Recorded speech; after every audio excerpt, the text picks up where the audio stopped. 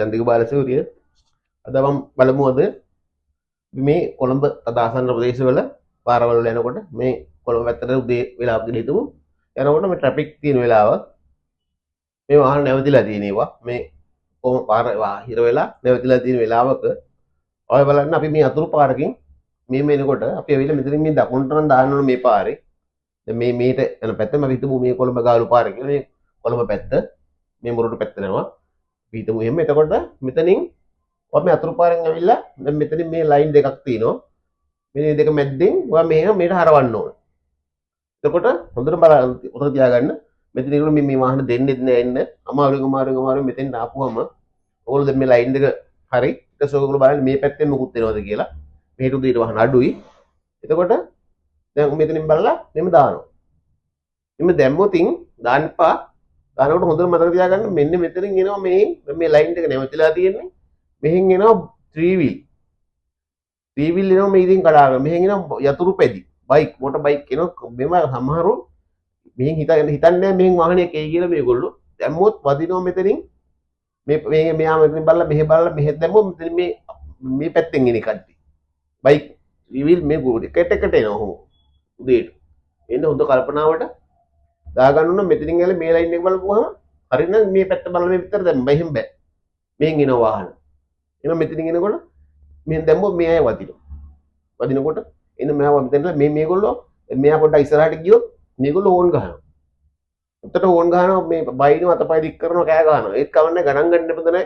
අපි මෙතන හොත්තටම මේ වගේ එකක් එක ඇරවරලා මෙතෙන්ට මේලා හොත්තටම මේ පාර ක්ලියර් නම් තමයි අපි මෙතනින් මෙහෙම දාගන්න. නැත්තම් මේ අතුරු පැදිය අනිවාර්යයෙන්ම වදිනවා. යතුරු පැදියක් වැදුනොත් හරිම කරදරයි. දැන් වාහනයක් වැදුනොත් පොඩි ඩැමේජ් එකක් නම් ඒක ඉන්ෂුරන්ස් ක්ලේම් කරගත්තා. ඒගොල්ලෝ කතා බහ කරගත්තා ගියා. එහෙම නැත්තම් මේ යතුරු පැදියක් වැටුනොත් මෙයා අනිවාර්යයෙන්ම යාට අනුතුරු වැඩි ආවිපර වැටෙනවා, තුවාල වෙනවා, ලෝහල්ගත කරන්න වෙනවා. ඊට පස්සේ අපිට අපේ ගමම් බිමම් ඔක්කොම ඉවරයි. ඉන්න මේ යතුරු පැදි වලින් හරිම පරිස්සම් වෙන්න ඕන. හරිනම් මේ යතුරු පැදි දෙන අය වුණ පරිස්සම් වෙන්න. මොකද ඒගොල්ලෝ තමයි අනුතුරු වැඩි වෙන්නේ. අපි යතුරු පැදි වල යනවා අපි දැනගන්නවා මේ වගේ වෙලාවක මේ වාහනයක යප්පුවොත් එයා බිමට වැටෙනවා මෙයාට තුවාල වෙනවා. ඊට පස්සේ යාව ස්පිරිතාලකට උඩ ගියොත් එහෙම හොස්පිටල් ගියොත් හරිම කරදරයි අපිට. අපේ ගමම් බිම ඔක්කොම ඉවරයි. මෙන්න මේක අපි දන්නේ මේ නීති හරියට වෙනස් වෙන්න ඕනද නැද්ද? අපි මේ කඩේක තීබුණ නැවැත්තුවත් මේ අයින් කරලා මේක ගෙනලා නවත්තලා තියෙන වාහනේ. එහෙනම් මේ කඩ තියෙන බත් කඩත් නවත්තන්න ඕන. මේක නැවිලා පිටිපස්සේ මේක වැදුනොත් අපි තීබුන්න ගිහිල්ලා අපි ට්‍රිප් එකක් යනවා වෙන්න පුළුවන්. ඔය රටේ ඉඳන් ආපු කෙනෙක් ගවිල්ලා දවසකට දෙකකට ට්‍රිප් එකක් කරන මේ වගේ අනතුරක් වුණොත් ඉතින් බයික් එක හරිම කරදරයි. එන්න මේ නීති අපි දන්නේ නැහැ ඒවා. වෙනස් වෙන්න ඕනද කියලා යතුරු පැදී යන කෙනා දැනගන්න ඕනේ. මෙතන ලයිට් කණුවක් තිබුණොත් ලයිට් කණුව වැදුනොත් එහෙම ඒක ලයිට් කණුව කරන්න දෙයක් නැහැ. එහෙනම් අපි වාහනේ නවත්තලා පුහම් පාරයි නේ. මේ යතුරු පැදිය ගෙනල්ලා අපි ඒක බොන ට්‍රිප් එකක් අවුරුද්දකට හැරයක් ප්ලෑන් කරලා නැත්නම් රටේ ඉඳන් කවුරු ඇවිල්ලා මේ හරි ලස්සනට සතුටින් යන ගමනක් විනාශ වෙනවා. ඔයගේ වාහනේ නවත්තලා මේ කොහෙට යන බයික් වීලයක් මේක ඇවිල්ලා හැප්පුණොත්. ඉතින් යතුරු පැදි කරුවන්ගෙන් අපිත් යතුරු පැදි වල යනවා. හරියම පරිස්සමෙන් පාර යන්න යතුරු පැදියක් වැදුනොත් නම් ඉවරටම ඉවරයි. ගමන් මොකද යා සමහරට මේගොල්ලෝ අපිට මේ අපහසුතාවපත් වෙන ලක්ෂ ගණන් ඉල්ලනවා. ගමේ කට්ටිය වට වෙනවා. වාහනේ දිහා බලනවා. යල්ලි තියෙනවා කියලා ඒගොල්ලන් ගාව අරගොල්ලෝ කියන ඉල්ලන්න ලක්ෂයක් ඉල්ලන්න දෙකක් ඉල්ලන්න. ඉතින් මේගොල්ලෝ අමාරු අපි දන්නේ නැහැ මෙයා බොරුවට අමාරු බොරුක් කරනවා.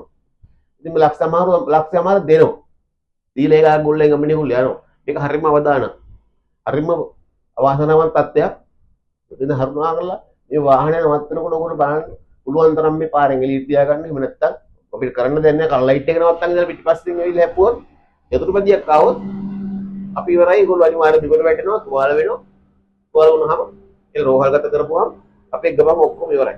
ඒක කරුණා කරලා යතුරු පැදි වල යන පරිස්සමට වෙන්න ඕනේ. අපි වාහන වලට කරන්න දෙයක් නැහැ.